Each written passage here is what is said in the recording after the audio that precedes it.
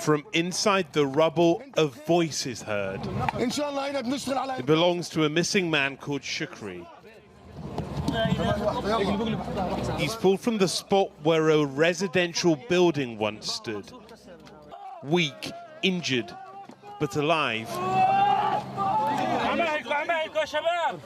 There were more people extracted from the flattened buildings in Gaza this morning, but few moments of joy. This was the single deadliest attack during this week of violence. The Israeli military said it had destroyed the home of a Hamas leader.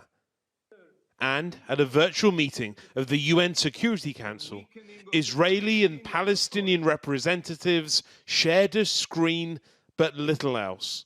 Some may not want to use these words, war crimes and crimes against humanity, but they know they are true.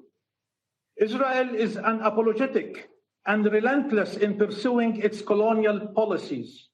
You can create false moral equivalence, immoral equivalence, between the actions of a democracy that sanctifies life and those of terrorist organization that glorifies death.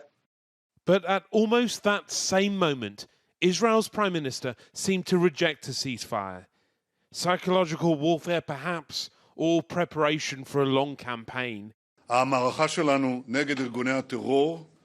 He said the military operation would take time and continues with full force.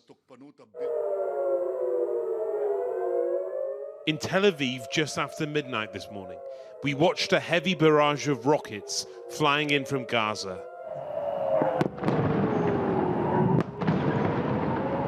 This was a statement from Hamas. Bursts of light in the sky. Many rockets were intercepted by Israel's anti-missile system. But close by, we heard what sounded like a hit.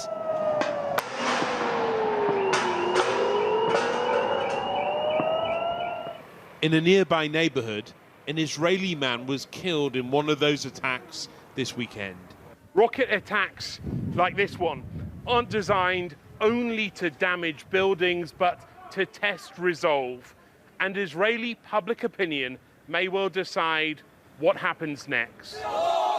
People in Gaza are too familiar with what follows the bombardments, and as the pattern goes on, with rockets and airstrikes, there is no sign that the solution lies with either. Rohit Kachru, ITV News, Tel Aviv.